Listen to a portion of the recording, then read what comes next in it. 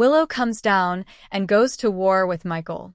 Let us start with Willow, because the moment she understands what happened to her is the moment this storyline enters its most dangerous phase yet, not because of what Jacinda did, but because of what Willow is going to do in response. When the effects of that drug begin to fade, and Willow's mind starts to clear, the first thing that is going to return is memory. The afternoon is going to start reassembling itself in her consciousness. The coffee, the way she felt, the racing to the car with the children, the lights in the rearview mirror, Dante's voice, the police station, the children sitting there. And somewhere in the reconstruction of all of that, the question of why is going to arrive. Why did she feel that way? Why did her body do what it did? Why did an afternoon that should have been simple turn into something that landed her in the back of a police car with her children at the station? She is going to figure it out. Not immediately, not in the first foggy minutes of clarity, but soon. Because Willow is not someone who misses things once, she has the mental space to look at them clearly. 2 coffees on a table. Jacinda in the same space. A restraining order that Jacinda recently received. The specific kind of chemical feeling that does not come from too much caffeine. The pieces are going to assemble themselves in Willow's mind with terrible efficiency. And the name at the end of the assembly is Jacinda. But here's the thing about Willow that makes her genuinely more dangerous than a straightforward revenge plot. She does not go after the obvious target when going after the adjacent target causes more damage.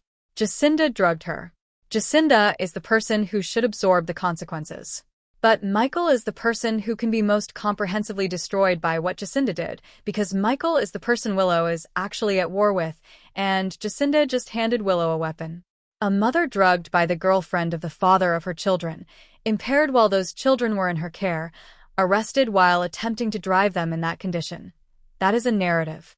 In a courtroom, in front of a judge who is being asked to decide custody of Wiley and Amelia, that narrative does not point at Jacinda specifically. It points at Michael's world, at Michael's choices, at the environment Michael has created around himself and, by extension, around his children. Jacinda is Michael's girlfriend. Jacinda's actions are, in the specific logic of a custody proceeding, reflective of Michael's judgment about the people he allows to be in proximity to those children. Willow is going to use this, not subtly and not gently. She is going to make an announcement about her intentions, sole custody, possibly a relocation to Washington where her political career operates, distance between the children and Michael and everyone associated with him. She is going to frame it in the language of a mother protecting her children from an unsafe environment. She is going to present Jacinda's actions as evidence of the kind of world Michael inhabits and ask a judge to agree that her children do not belong in it. Whether she actually intends to follow through on all of it or whether some of it is strategic, said loudly enough that Michael hears it and responds in ways that generate more ammunition, is the calculation Willow is running even as she is still processing what happened to her.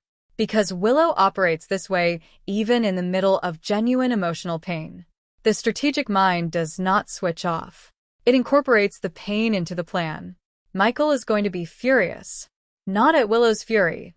He understands where that comes from, and he cannot fully argue with it because Jacinda did do what she is being accused of. He is furious at being in a position where Jacinda's choices have compromised his carefully constructed case against Willow and handed his ex-wife something she is going to deploy against him with the full force of a woman who has been waiting for exactly this kind of opportunity. He already ended things with Jacinda, or he is in the process of ending them. The relationship cannot survive what she did, what it did to his position, what it did to the children. What it did to every long-game calculation he had been so carefully making. And now, having lost Jacinda, he also faces Willow, weaponizing everything connected to her. The battle is going to be ugly, and it is going to be loud, and it is going to generate the kind of threats that get screamed in hallways and lawyers' offices, and eventually in courtrooms. Both of them know where the bodies are buried, metaphorically, and in some cases not entirely metaphorically. The threats that come from both sides are going to have enough truth behind them to draw blood. And underneath all of it, Wiley and Amelia. Too young to understand the war they are at the center of. Old enough to feel it in every room. Nina drinks the wrong cup, and the consequences are medical. Now, let us talk about the version of events where the wrong person drinks the drugged coffee. because the possibility of the cups getting switched was always there, sitting quietly in the staging of the scene, and if that is what happened, then everything about this story changes shape. Nina and Willow were both at Nina's place. 2 drinks on the table. 2 labeled cups that were, in the specific geometry of a moment when people are moving and setting things down and picking them up and not necessarily double-checking labels, vulnerable to the most human of mix-ups. Jacinda put the pill in Willow's cup. But a switched cup means Nina drank it, not Willow. If Nina is the one who consumed that drug, the immediate crisis shifts entirely. It is no longer Willow impaired with children in a car. It is Nina experiencing the effects of something she does not know she was given, and the people around her watching her behavior change in ways they cannot explain. The specific danger for Nina goes beyond what the drug itself might do. Nina has a heart condition. That is not a background detail. That is a medical fact about her body that changes the risk calculation of any foreign substance dramatically. What might produce a few hours of disorientation and impairment in someone without cardiac concerns could produce something considerably more serious in Nina. The doctors scrambling to figure out what is happening. The tests. The collapse that sends nurses into motion.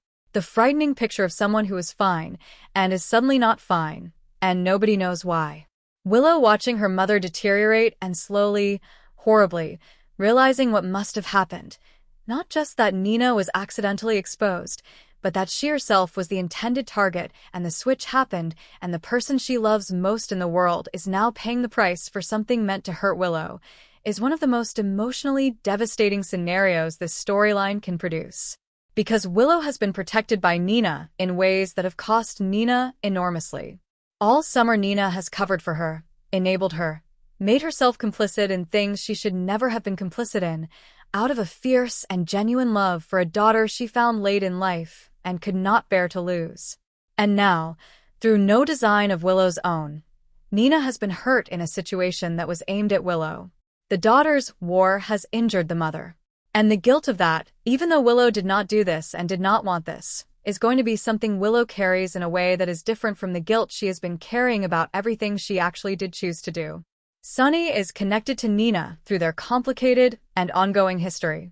Whatever the current state of things between them, the news that Nina is in a medical emergency is the kind of news that brings Sunny immediately. Not as a romantic gesture, as the response of a person who has history with someone and who, when that person is in genuine physical danger, does not calculate whether showing up is strategically appropriate. He shows up. And in that hospital room, with Nina's condition uncertain and the truth about what happened still emerging, old feelings surface in the way that crises always surface them.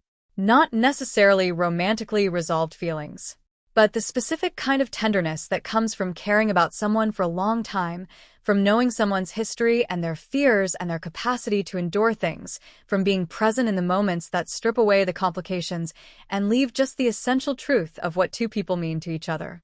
Carly and Nina finding themselves on the same side of something, pulled together by concern for the same person, even with all the history between them, is the most unexpected consequence of a drugged coffee. 2 women who have been each other's most reliable antagonists for years, sitting in the same space with the same worry. That does not erase anything. But it creates a moment where the antagonism has to be set aside because something more important is happening.